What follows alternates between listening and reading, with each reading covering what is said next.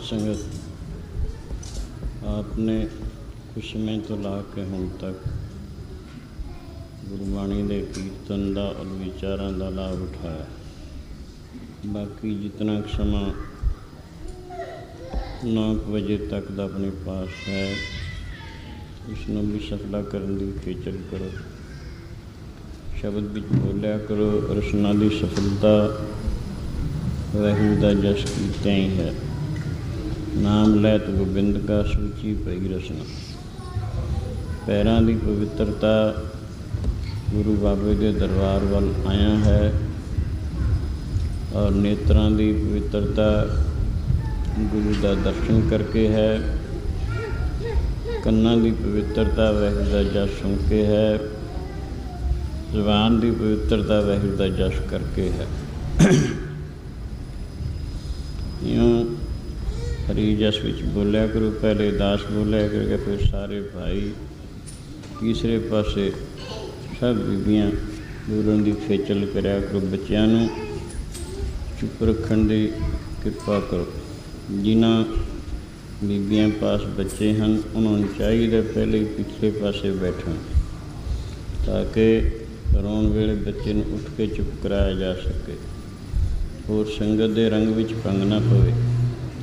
थोड़ा जिहा समा हुंदा है, इसनूं पूरा पूरा शांति नाल सफला करना चाहिए। आ हुण सारे शब्द बोलो।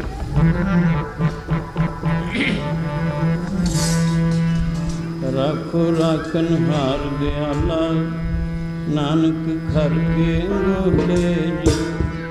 राखो राखन हार दयाला, नानक घर के गोले जी। राखो राखन हार दयाला, नानक घर के गोले जी। राखो राखन हार दयाला, नानक घर के गोले जी।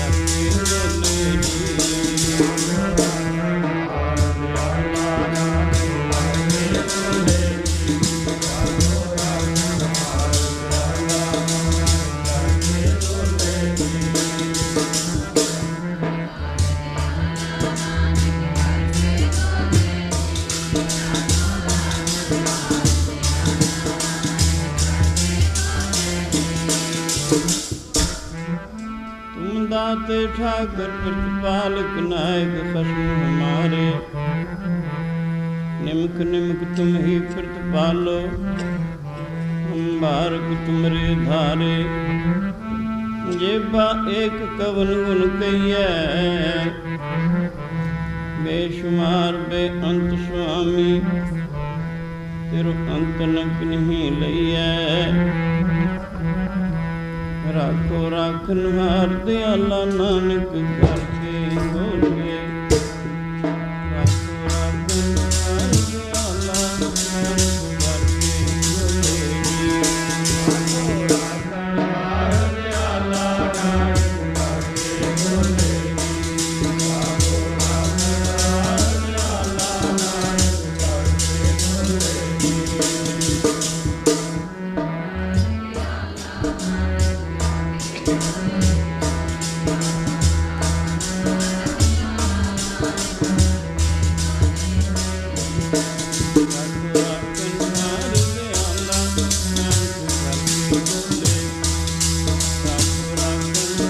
दयाला नानक करके बोलिए।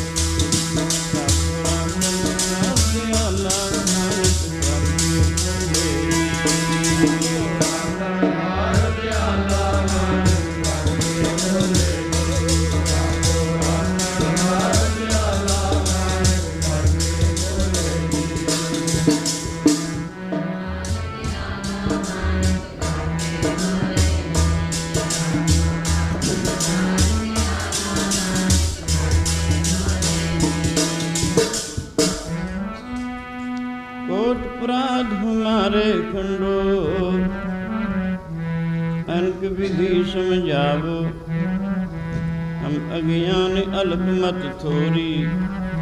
तुम आपन बिरद रखावो, तुमरी शरण तुम्हारी आशा। तुम ही सजन सुहेले, राखो राखन हार दयाला नानक घर के गोले।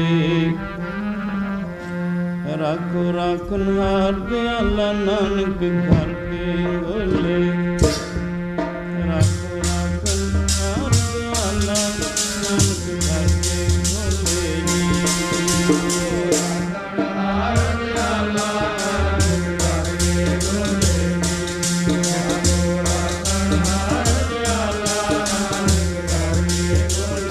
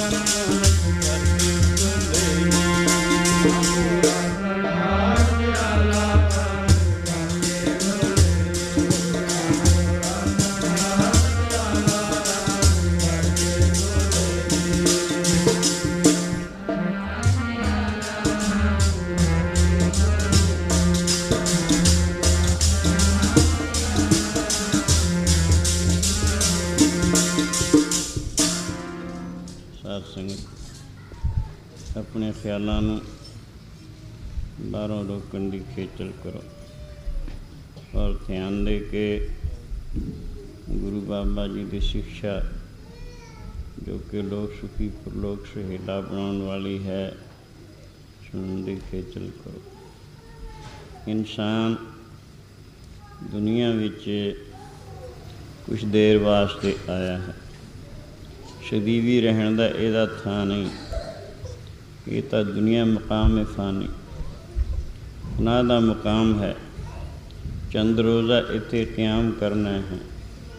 जिमें मुसाफर सूर छिपे ते किसी मुसाफर खाने विच आ जाता है, रात कटदा है, सूरज चढ़े अपना रस्ता फड़दा है। इसी तरह इसकी हालत है। जदों जन्म रूपी सूरज छिपदा है, किसी घर विच आ जाता है, जन्म लै लैंदा। उम्र रूपी रात्रि कटदा है, जदों मौत रूपी सूरज चढ़दा है, कर्मां अनुसार अगे चला जाता। यह जे कर्म करदा है, अगे उसके मुताबिक कुरानी सुख या दुख फल भुगतदा है। हाँ, ये समझदा है मैं सिर्फ दुनिया विच ऐशो इशरत वास्ते ही आया हाँ। जिंदगी का मुद्दा यही है, पर यह इसकी भुल है, गलतफहमी है। गुरु जो सर्वज्ञ है उस तो पूछा जाए, वो ताइयों फरमाते हैं, आवन तो एक को आया, जन्म तुमोयो मोह नहीं माया। असल मानव तन धार के जिथे व्यवहारक फर्ज सिर्फ शरीर तक ही महदूद है, उस तो बाद अगे भी किसी गल नाल वास्ता पैना है, वो वाहिगुरू अंतरजामी का भजन है। वाहिगुरू का भजन करके उसनों मिल के पूर्ण सुखी होने वास्ते इसके आने का परम प्रयोजन है। यूँ फरमाते हैं, एक को आया आवन तो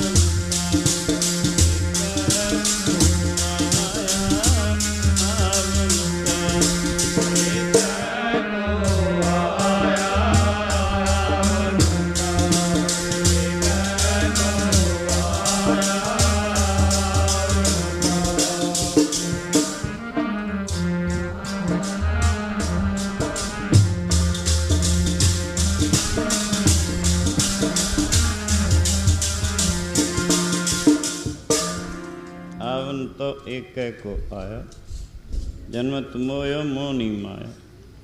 आया तो भजन करने वास्ते अमानुष तन थार के, पर जमदा ही ईश्वरी माया ने इसनों इहो जिहा मोहित कीता, इस लई फर्ज नूं भुल ही गया। जिवें किसी नशे के अधीन हो के इंसान अपना आप ते अपना फर्ज सब कुछ भुल जाता है, इसी तरह ही जितनी देर तक इसनूं अविद्या का नशा चढ़िया होया है, अज्ञान का नशा चढ़िया होया है, असली फर्ज नूं पहचान नहीं सकता। ये नशा दूर हुंदा है जिवें जिवें सत्संग करता है, भजन ते विचार करता है। इस करके ये वाहिगुरू का भजन करने वास्ते दरअसल आया है। तू तां नाम दे जपण नूं आया, माया वाला जाल पै गया। नाम दे जपण नूं आया, माया वाला जाल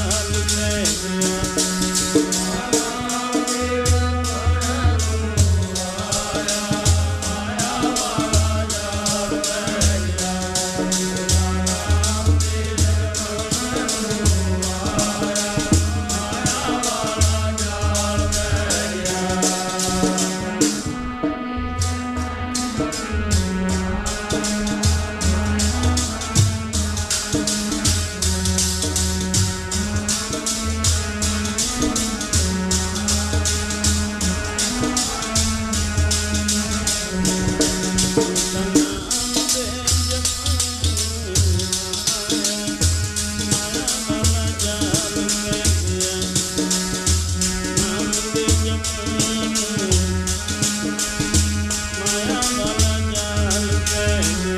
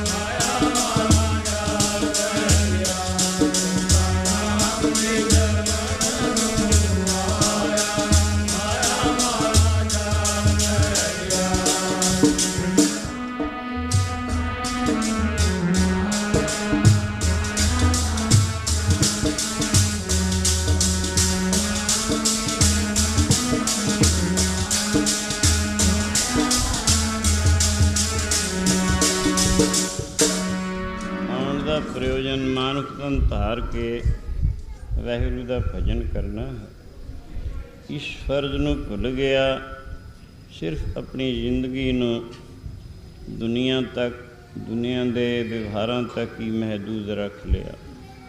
हालांकि इंसान के दो फर्ज हैं, एक व्यवहारिक एक परमार्थक, एक लाजमी एक गैर लाजमी। लाजमी फर्ज की जो उकत है वो गैर लाजमी की हरगिज नहीं होया करती। लाजमी फर्ज का इसका एक कुछ है, भई प्राप्त मानुख दिखुरिया गोबिंद मिलन की ए तेरी वरिया। पर व्यवहारिक फर्ज की बाबत कहते हैं, अवर काज तेरे किते न काम, मिल साध संग भज केवल नाम। आओ व्यवहारिक फर्ज भी इसने अपना अदा करना है, लेकिन असली मुख फर्ज वाहिगुरू की बंदगी करनी है, जिस दे वास्ते प्राचीन इतिहास में देखा जाए, राजियां महाराजा ने राज भाग छड़ के उन्होंने कुर्बानी करके, तमाम जिस्म के सुखों की कुर्बानी करके गोरख के चेले बने, ताकि किसी अविनाशी सुख नूं, जिस सुख का कदे भी नाश ना होवे, जिस सुख के विच दुख का नामो निशान ना होवे, उसनूं प्राप्त होया जावे। क्योंकि दुनिया के जितने सुख हैं ये अनेकों कंडियां दे दुख रूप कंडियां दे घिरे हुए हैं। जिवें गुलाब के विच खुशबू हुंदी है, उहदे चुतरफे कंडे भी बहुते हुंदे हैं। इसी तरह दुनिया का थोड़ा जिहा सुख जे है किते, उसके चार चफेरे बहुते दुख रूप कंडे भी हैं। पर एक अविनाशी सुख है, वाहिगुरू अंतरयामी का सुख है, उसके भजन का सुख है, जिसके भी दुख का नाम निशान नहीं। उस सुख के वास्ते उन्होंने राज भाग छड़ के राजे या राजियां दे पुत्र सन, गोरख के जितने चेले सन।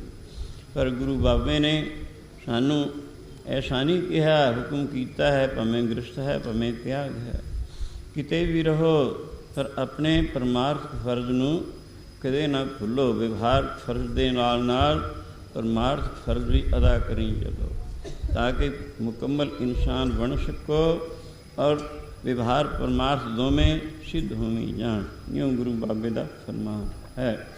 अज सतगुरु नानक देव महाराज जग जलंधे की सार करते करते किसी जंगल विच बैठे हुए हैं। मरदाना रबाब बजा रहा है, हजूर के पवित्र गले तो शब्द का उच्चारण हो रहा है। तू ही मोहना, तू ही मोहना,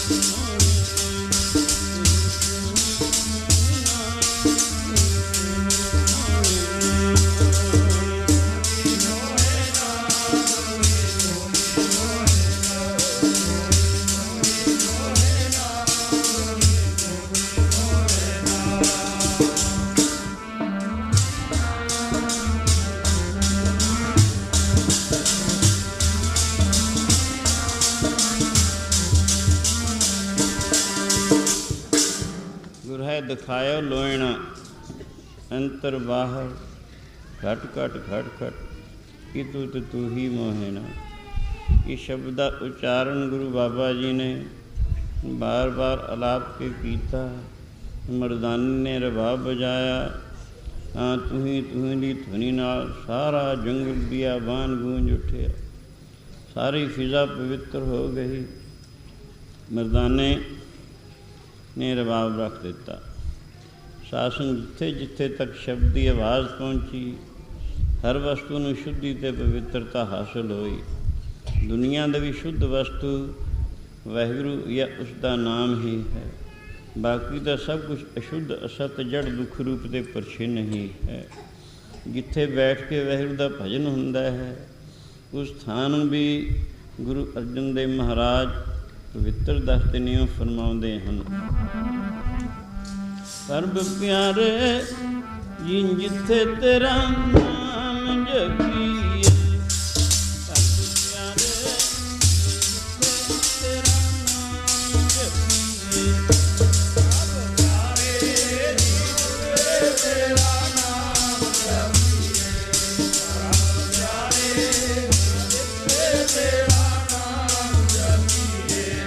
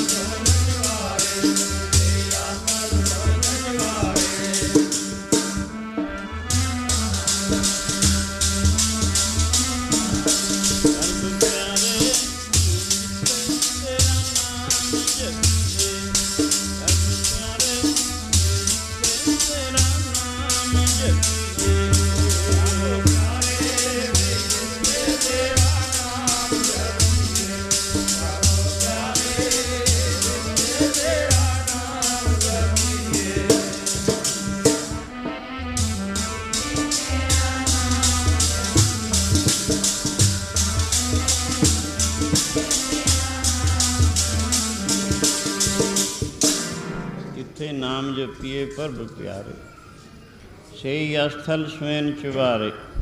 ਜਿੱਥੇ ਵਾਹਿਗੁਰੂ ਦਾ ਭਜਨ ਹੁੰਦਾ, ਵੈਰਾਨ ਥਾਂ ਵੀ ਉਜਾੜ ਵੀ ਉਹ ਸ਼ੋਭਨੀਕ ਅਤੇ ਪਵਿੱਤਰ ਹਨ। ਅੱਜ ਕਿਸੇ ਜੰਗਲ ਬਿਆਬਾਨ ਵਿੱਚ ਸ਼ਿਵ ਜੀ ਔਰ ਪਾਰਵਤੀ ਵਿਚਰ ਰਹੇ ਹਨ। ਇੱਕ ਟਿੱਬਾ ਹੈ, ਝਾੜੀਆਂ ਹਨ, ਕੋਈ ਸਾਫ ਥਾਂ ਨਹੀਂ। ਸ਼ਿਵ ਜੀ ਉਸ ਨੂੰ ਵਾਰ ਵਾਰ ਮੱਥੇ ਟੇਕੀ ਜਾਂਦੇ। ਇਹ ਦੇਖ ਕੇ ਪਾਰਵਤੀ ਪੁੱਛਣ ਲੱਗੀ, ਮਹਾਰਾਜ ਇਹ ਕੋਈ ਇਹੋ ਜਿਹਾ ਥਾਂ ਤਾਂ ਹੈ ਨਹੀਂ ਜਿੱਥੇ ਮੱਥੇ ਟੇਕੇ ਜਾਣ ਜਾਂ ਮੱਥੇ ਟੇਕਣ ਯੋਗ ਹੋਵੇ। ਇਹ ਤਾਂ ਵੈਰਾਨ ਥਾਂ ਹੈ, ਟਿੱਬਾ ਹੈ, ਝਾੜੀਆਂ ਹਨ। ਇਹ ਸੁਣ ਕੇ ਸ਼ਿਵ ਜੀ ਕਹਿਣਗੇ, ਪਾਰਵਤੀ ਤੈਨੂੰ ਨਹੀਂ ਪਤਾ, ये पवित्र थां है। ये थां बैठ के रब दे प्यारे ने बड़ी देर तक बंदगी की है, भजन किया है, जिस करके इसका जरा जरा पवित्र है, शुद्ध है और नमस्कार करन योग है। साध संगत जिथे वाहिगुरू का भजन होवे वो थां दे शुद्धि और पवित्रता ते शांति दे जरम प्रवेश कर जाते हैं।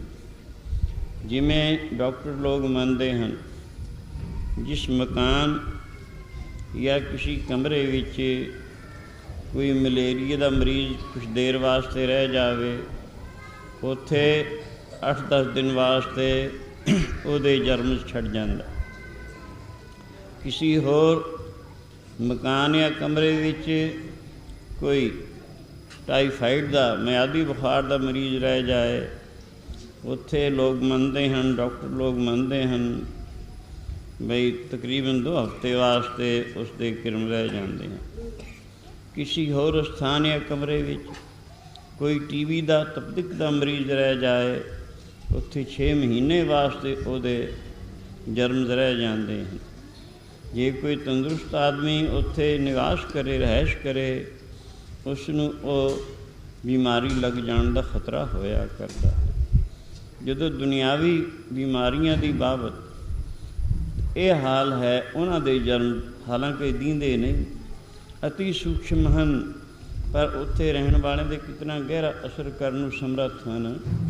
इसी तरह ही वाहिगुरू अंतरयामी दी भजन करने वाला पुरुष जो एक मन होकर शांत चित्त होकर वाहिगुरू का भजन करता है कि उस थां दे विच उसदे शांति दे और शुद्धि दे जन्म निवास करनगे कि ना करनगे? जरूर ही करनगे।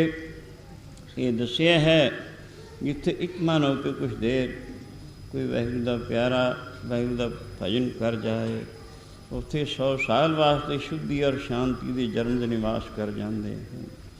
इस करके ही गुरु अर्जन देव महाराज ऐसा फरमाते हैं, परब प्यारे जी जिथे तेरा नाम जपी,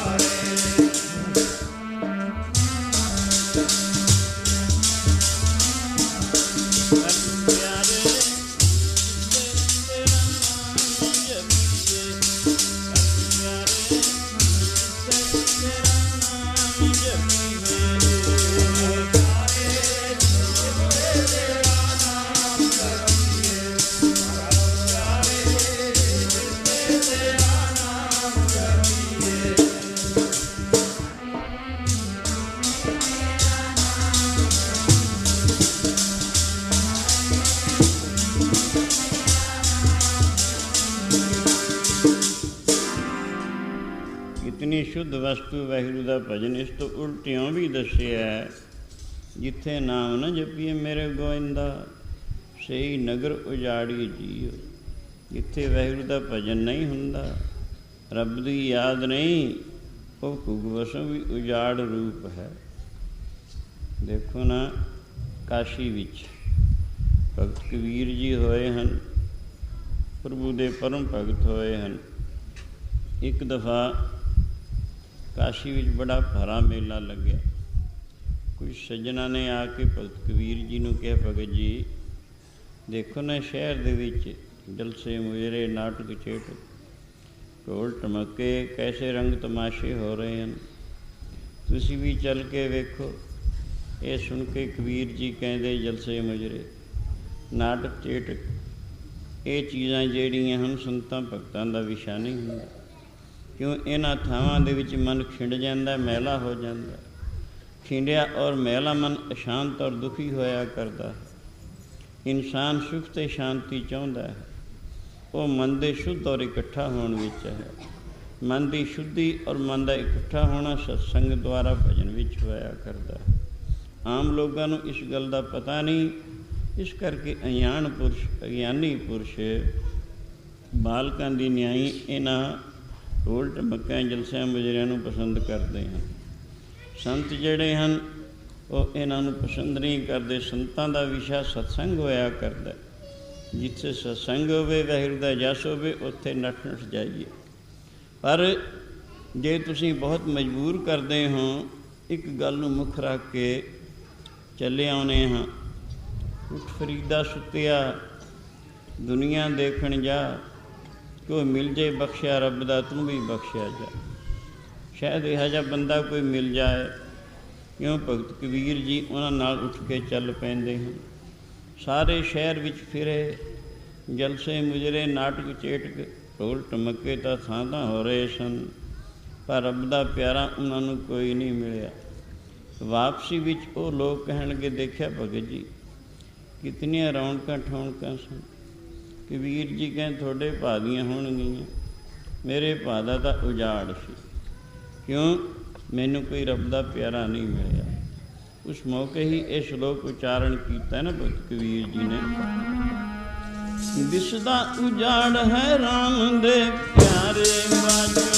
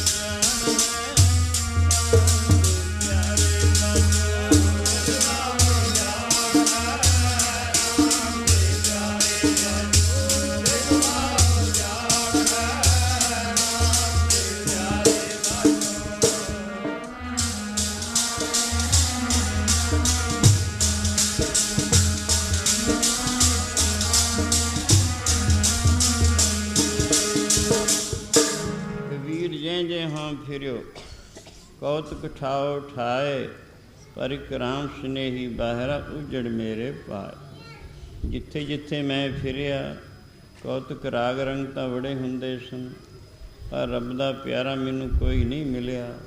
ਇਸ ਕਰਕੇ ਮੇਰੇ ਭਾ ਦਾ ਤਾਂ ਉਜਾੜ ਸੀ। ਇਉਂ ਗੁਰੂ ਜੀ ਕਹਿੰਦੇ, ਜਿੱਥੇ ਨਾਮ ਨ ਜਪੀ ਮੇਰੇ ਗੋਇੰਦਾ, ਸਹੀ ਨਗਰ ਉਜਾੜੀ ਜੀਓ, ਸੰਤਨ ਕੀ ਚੁਗਿਆ ਭਲੀ। ਭਟਕ ਸਤੀ ਗਾਂ, ਆਗ ਲਗੇ ਤੈਂ ਧੌਲ ਹਰ ਜੈ ਨਾਹੀ ਹਰ ਕੋ ਨਾ। ਬਾਣੀ ਤਾਂ ਇਉਂ ਦੱਸਦੀ ਹੈ।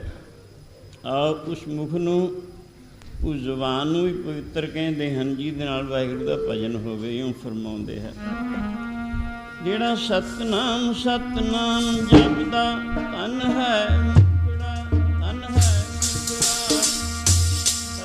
ਸਤਨਾਮ ਜਪਦਾ, ਧਨ ਹੈ ਮੁਕੜਾ, ਧਨ ਹੈ ਮੁਕੜਾ।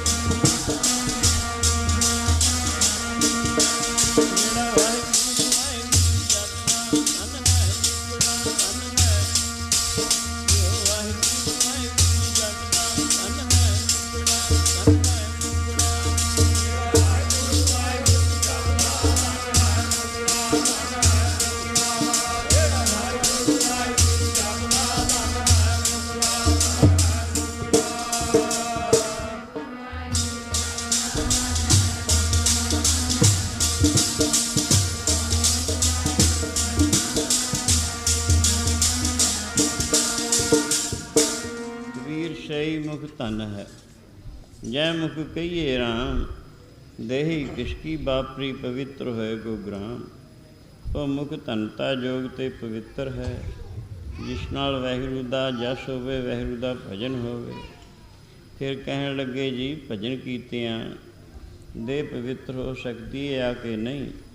ਉਹ ਕਹਿੰਦੇ, ਦੇਹ ਕਿਸ ਦੀ ਵਿਚਾਰੀਏ ਪਵਿੱਤਰ ਨਾ ਹੋਵੇ। ਪਵਿੱਤਰ ਹੋਏ ਗੋ ਗ੍ਰਾਮ, ਗ੍ਰਾਮ ਪਵਿੱਤਰ ਹੋ ਜਾਂਦਾ, ਕੁਲਾਂ ਪਵਿੱਤਰ ਹੋ ਜਾਂਦੀਆਂ।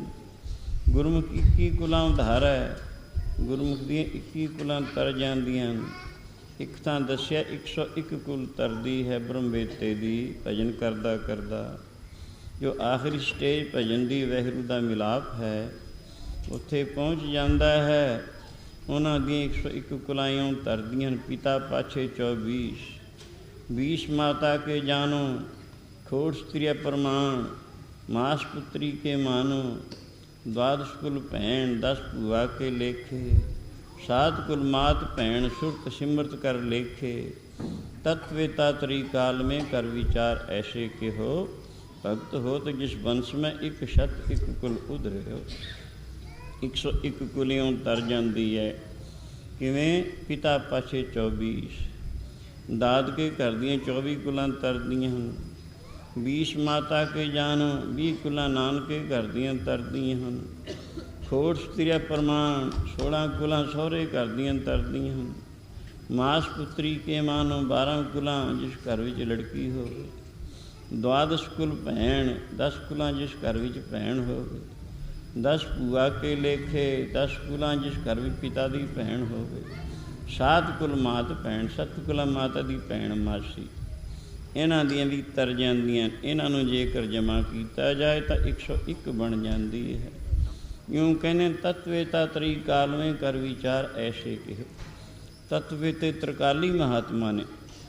ਤ੍ਰਿਕਾਲੀ ਉਹਨੂੰ ਕਹਿੰਦੇ ਹਨ ਜਿਹਨੂੰ ਭੂਤ ਭਵਿੱਖਤ ਵਰਤਮਾਨ ਦੀ ਖਬਰ ਹੋਵੇ। ਜੋ ਹੋ ਚੁੱਕਿਆ, ਜੋ ਹੋ ਰਿਹਾ, ਜੋ ਹੋਵੇਗਾ ਸੰਸਾਰ ਵਿੱਚ ਸਭ ਪਤਾ ਹੋਵੇ, ਉਸ ਨੂੰ ਤਰਕਾਲੀ ਕਹਿੰਦੇ ਹਨ। ਤਰਕਾਲੀ ਮਹਾਤਮਾ ਨੇ ਆਪਣੇ ਅਨੁਭਵ 'ਤੇ ਵਿਚਾਰ ਕੇ ਇਹ ਕਿਹਾ ਹੈ, ਭਗਤ ਹੋ ਤੇ ਜਿਸ ਵੰਸ਼ ਮੈਂ ਇੱਕ ਛਤ ਇੱਕ ਕੁਲ ਉਧਰੇ। ਜਿਸ ਕੁਲ ਦੇ ਵਿੱਚ ਇੱਕ ਭਗਤ ਪੈਦਾ ਹੋ ਗਿਆ, ਉਹਦੀ 101 ਕੁਲ ਤਰ ਜਾਂਦੀ ਹੈ। ਤਦੇ ਕਬੀਰ ਜੀ ਕਹਿੰਦੇ, ਕਬੀਰ ਸਹੀ ਕੁਲ ਭਲੀ, ਜੇ ਕੁਲ ਹਰ ਕੋ ਦਾਸ, ਜੇ ਕੁਲ ਦਾਸ ਨ ਉਪਜੈ, ਸੋ ਕੁਲ ਢਾਕ ਪਲਾਸ। ਉਸ ਕੁਲ ਨੂੰ ਵਿਅਰਥ ਮੰਨਿਆ ਜਿਹਦੇ ਵਿੱਚ ਕੋਈ ਰੱਬ ਦੀ ਬੰਦਗੀ ਕਰਨ ਵਾਲਾ ਪੈਦਾ ਨਹੀਂ ਹੋਇਆ, ਤਾਂ ਤੇ ਉਹ ਮੁਖ ਪਵਿੱਤਰ ਤੇ ਧਨਤਾ ਯੋਗ ਹੈ। ਜਿਹੜਾ ਸਤਨਾਮ ਸਤਨਾਮ ਜਪਦਾ ਧਨ ਹੈ,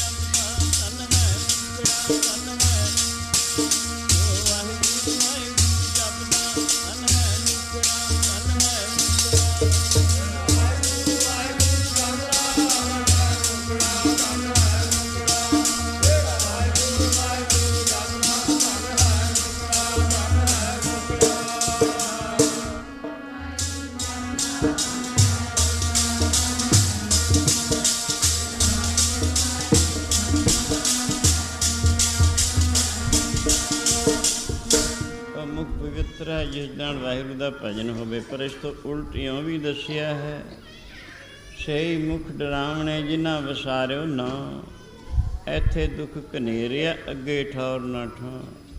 ਉਹ ਮੁਖ ਵੱਜੇ ਹਨ, ਡਰਾਉਣੇ ਹਨ, ਜਿਨ੍ਹਾਂ ਰੱਬ ਦਾ ਭਜਨ ਵਸਾਰ ਦਿੱਤਾ ਹੈ। ਇੱਥੇ ਬੜੇ ਦੁੱਖ ਝੱਲਣੇ ਪੈਂਦੇ ਹਨ। ਮਰਨ ਤੋਂ ਬਾਅਦ ਉਹ ਅਨੇਕਾਂ ਨਿਸ਼ਿਧ ਜੋਨੀਆਂ ਵਿੱਚ ਫਿਰਨਾ ਪੈਂਦਾ, ਇਉਂ ਕਹਿੰਦੇ ਹਨ। ਬਿਨਾਂ ਨਾਮ ਤੋਂ ਡਰਾਉਣਾ ਤੇਰਾ ਮੁਖੜਾ,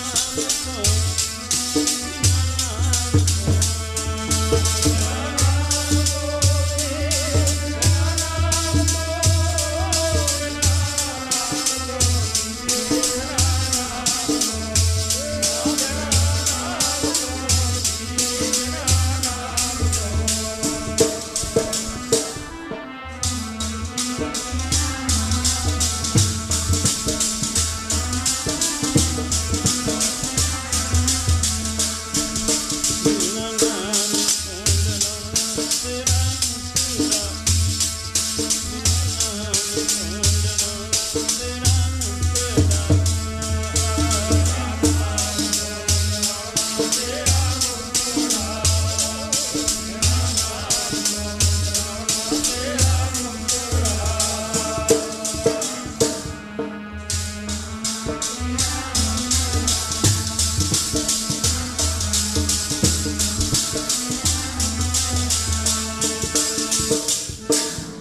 ਮੁਖ ਡਰਾਵਣੇ ਜਿਨ੍ਹਾਂ ਵਸਾਰਿਓ ਨਾ, ਇੱਥੇ ਦੁੱਖ ਘਨੇਰਿਆ ਅੱਗੇ ਠੌਰ ਨਾ ਠਾਂ।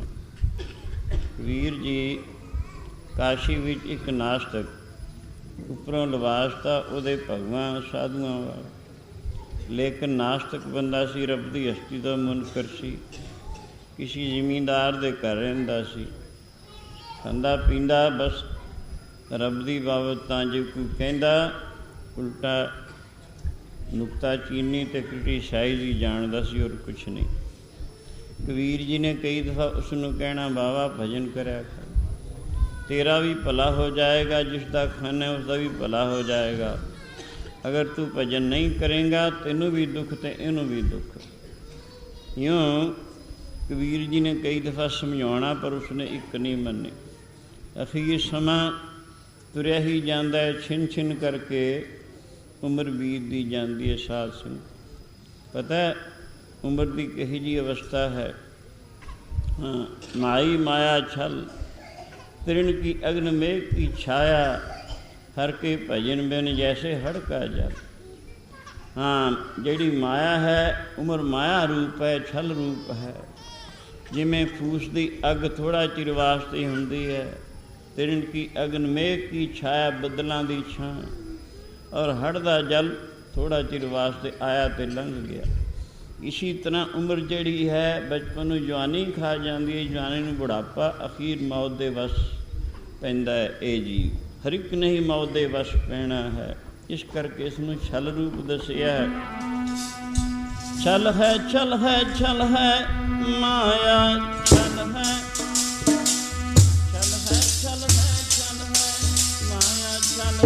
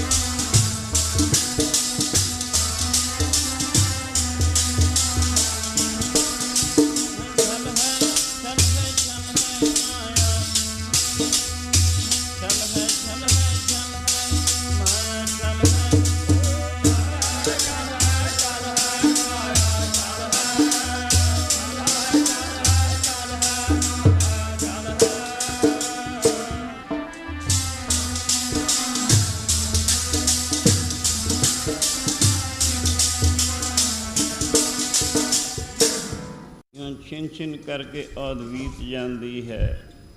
ਚੇਤਨਾ ਹੈ ਤੋ ਚੇਤ ਲੈ ਨਿਸ ਦਿਨ ਮੈਂ ਪ੍ਰਾਨੀ, ਛਿਨ ਛਿਨੀ ਔਧ ਵਿਹਾਤ ਹੈ, ਫੂਟੇ ਘਟ ਜੂੰ ਪ੍ਰਾਨੀ।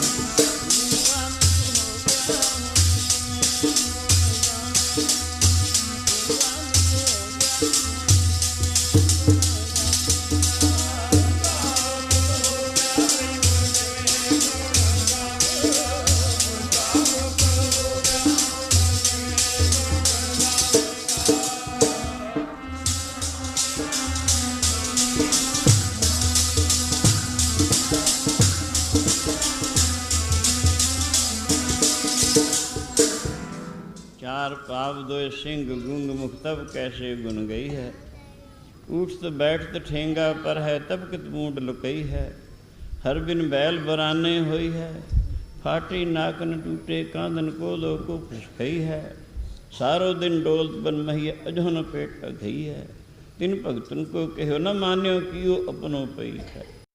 यूँ उस मौके कबीर जी कहने जिस वक्त तेनू समझाइंदा सी भजन कर, भजन करन दा मौका मानुख दे ही है, और किसी जोनी विच भजन नहीं हो सकता। इस करके उस वक्त तो एक ना मनी, पर हुण जदों कर्मां दा फल भुगतना पैंदा है, कदे मूँह लुकाउणा है, कदे सिर लुकाउणा। हुण अपने कर्मां दा फल भुगत, इहदा खांदा रहिया, इहदा फल दे। तकड़ा होके चल, कमा के खवा इन्हां नूं। इउं साध संगत इत्थे दुख घनेरिया, भजन तो बिना अगे ठौर ना ठौर। ਉਹ ਮੂੰਹ ਡਰਾਉਣੇ ਤੇ ਕੋਝੇ ਹਨ ਜਿਨ੍ਹਾਂ ਰੱਬ ਦਾ ਭਜਨ ਵਸਾਰ ਦਿੱਤਾ। ਪਾਨ ਸੁਪਾਰੀਆਂ ਖਾਤੀਆਂ, ਮੁਖ ਬੀੜੀਆਂ ਲਾਈਆਂ, ਹਰ ਹਰ ਕਦੇ ਨਾ ਚੇਤਿਓ ਜੰਮ ਪਕੜ ਚਲਾਈਆਂ, ਇਹ ਹਾਲਤ ਹੁੰਦੀ ਹੈ।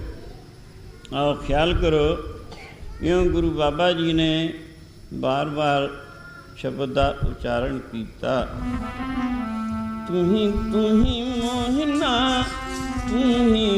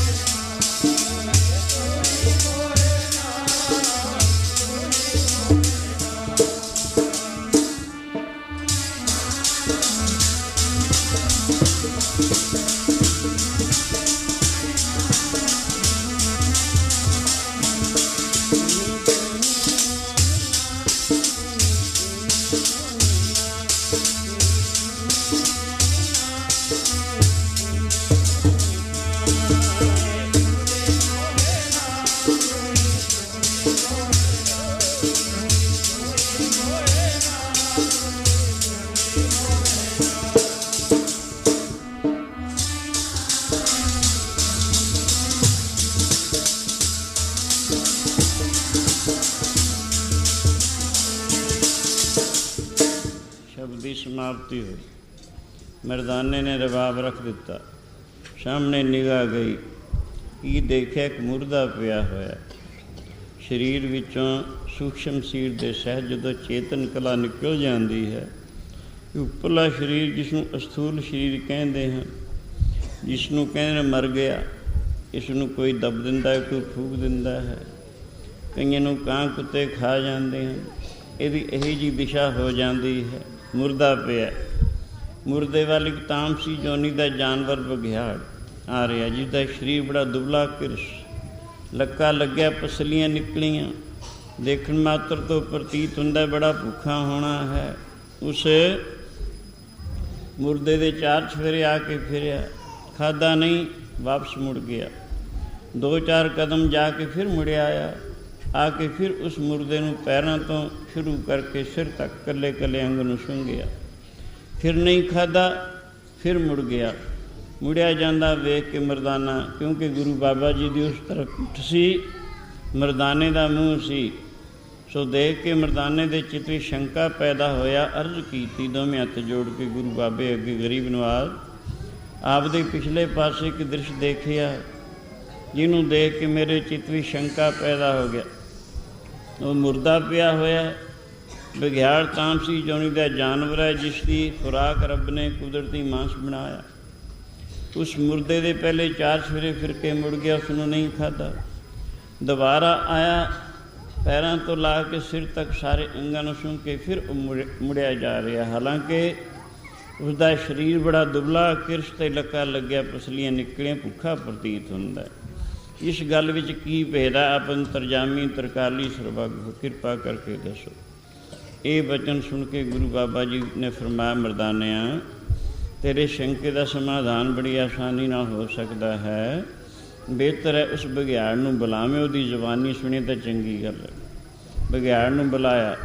गुरु बाबे दे हुक्म तो भला तिन्नां लोकां 14 भवनां विच किहड़ी चीज़ बाहर मुड़िया आया, आके सिर नवा के बैठ गया। हुक्म होया मरदाना पुछ। मरदाना कहन लगे तेरा शरीर दुबला है, किरस है, लक्का लग्या, पसलियाँ निकलियाँ, भुखा प्रतीत होना, तामसी जोनी दा जानवर है, कुदरत वालों तेरी खुराक ही मांस बनया है, और मुर्दा तेरी खुराक सी। पहले उसके 4 सवेरे फिर के मुड़ गया, नहीं खादा। दोबारा मुड़ के आया, पैरों तो ला के सिर तक सूंघिया, नहीं खादा। इस गल विच की भेद है, खोल के दस। भावें जानवर अपनी अपनी बोली विच बोलते हैं, पर इत्थे लोड़ सी मरदाने नूं मनुखी बोली विच बोल के समझाउण दी।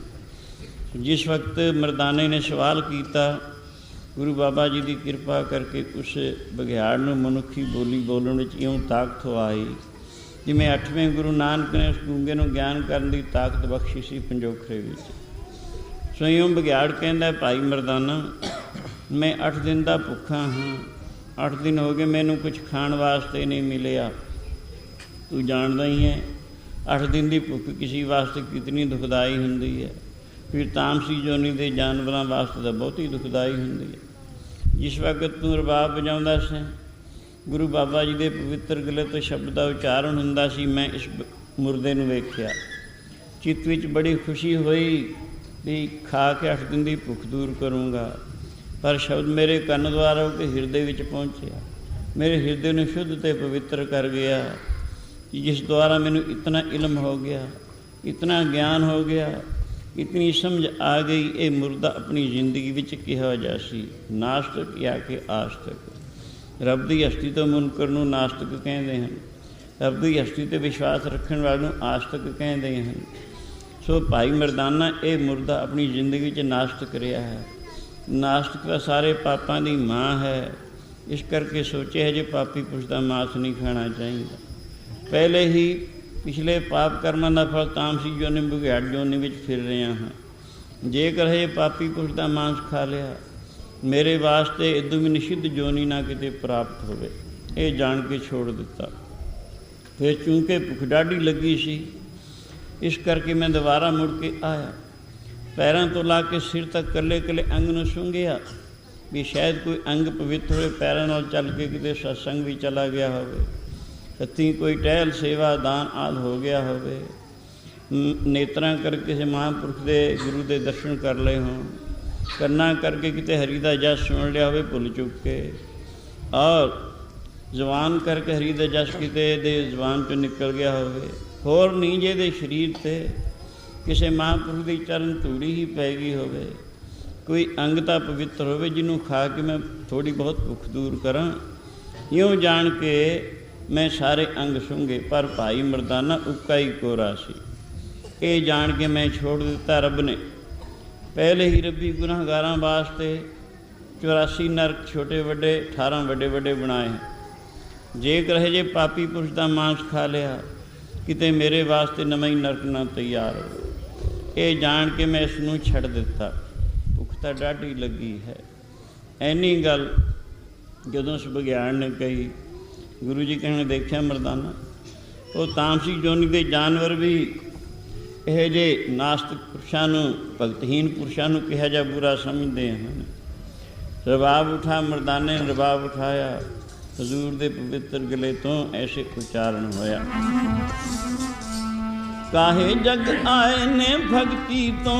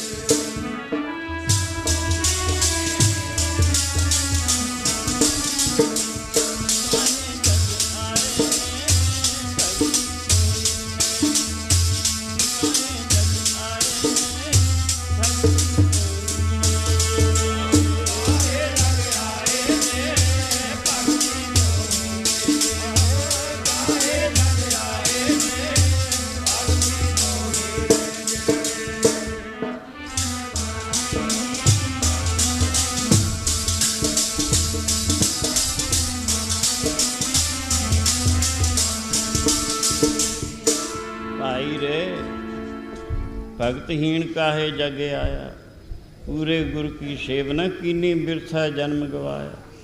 भगतहीन पुरुष क्यों मानू तन धार के दुनिया ते आया, जिसने गुरु की सेवा नहीं की, वाहिगुरू का भजन नहीं किया, ਉਹਦਾ ਆਉਣਾ ਸੰਸਾਰ ਤਈਓ ਨਿਸਫਲ ਹੈ। ਜਿਵੇਂ ਕਿਸੇ ਬੱਕਰੀ ਦੇ ਗਲ ਵਿੱਚ 2 ਥਣ ਹੁੰਦੇ ਹਨ, ਉਹਨਾਂ ਵਿੱਚ ਦੁੱਧ ਨਹੀਂ ਹੁੰਦਾ, ਦੁੱਧ ਤੋਂ ਬਿਨਾਂ ਉਹਨਾਂ ਦਾ ਹੋਣਾ ਵਿਅਰਥ ਮੰਨਿਆ। ਇਸੀ ਤਰ੍ਹਾਂ ਮਾਨੁ ਤਨ ਧਾਰਿਆ ਵਾਹਿਗੁਰੂ ਦੀ ਭਗਤੀ ਤੋਂ ਬਿਨਾਂ ਬੇਅਰਥ ਹੈ। ਸਾਹਿਬ ਗੁਰੂ ਰਾਮਦਾਸ ਜੀ ਐਸਾ ਫਰਮਾਉਂਦੇ ਹਨ, ਜਿਨੀ ਐਸਾ ਹਰ ਨਾਮ ਨਾ ਚੇਤਿਓ,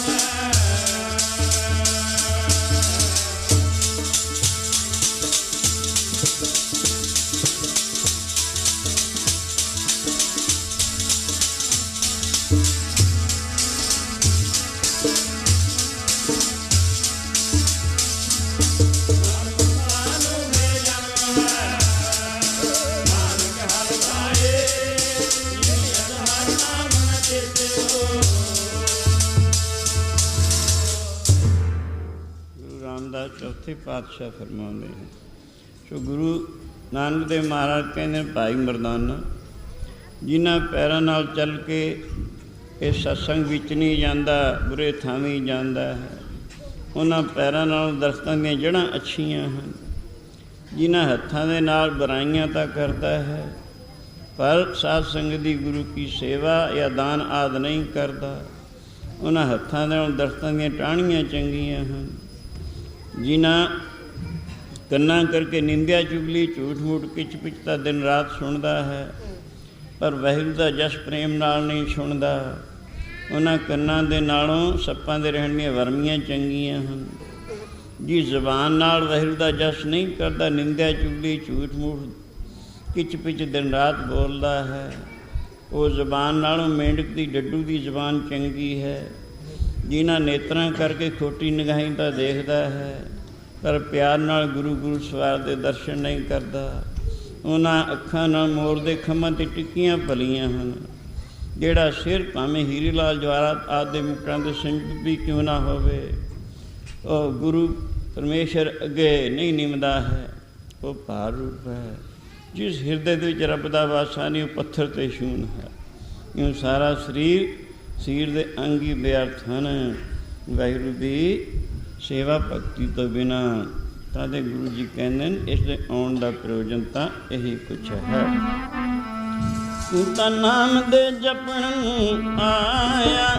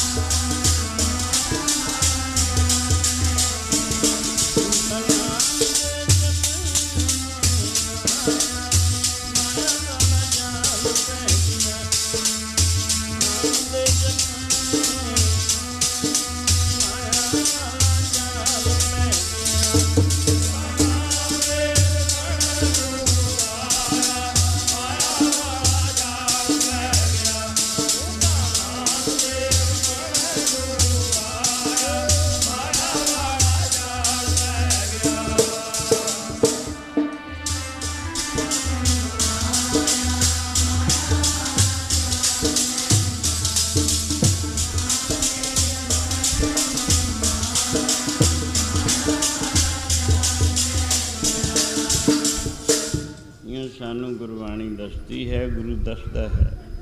ਆਵਨ ਤੋਂ ਇੱਕ ਇੱਕ ਆਇਆ, ਜਨਮ ਤਮੋਇਆ ਮੋਹਣੀ ਮਾਇਆ। ਮਾਨੁਖ ਤਨ ਦਾ ਮੁੱਖ ਫਰਜ਼ ਵਾਹਿਗੁਰੂ ਦੀ ਬੰਦਗੀ ਕਰਨਾ ਹੈ। ਹੁਣ ਸਮੇਂ ਵੱਲ ਵੀ ਦੇਖੋ।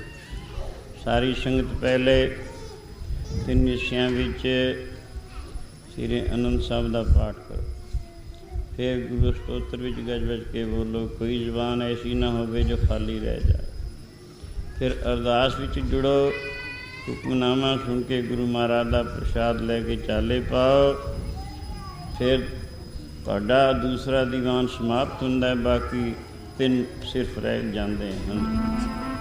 ਰਾਮ ਕਲੀ ਮਹਲਾ ਤੀਜਾ। ਆਨੰਦ ਏਕ ਓਂਕਾਰ ਸਤਿਗੁਰ ਪ੍ਰਸਾਦ, ਆਨੰਦ ਪਿਆ ਸੁਣ ਮੇਰੀ ਮਾਏ, ਸਤਿਗੁਰੂ ਮੈਂ ਪਾਇਆ।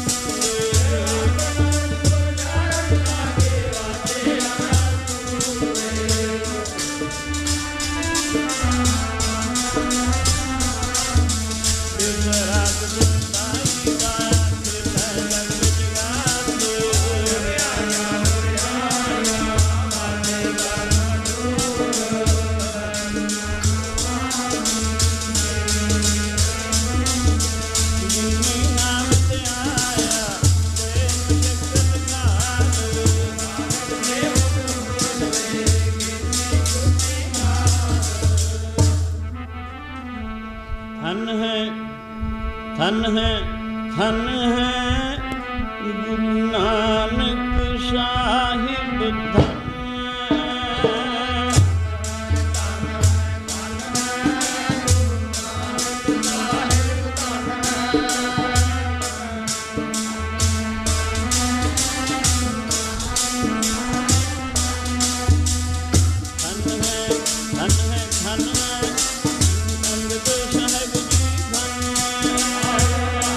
Thank you.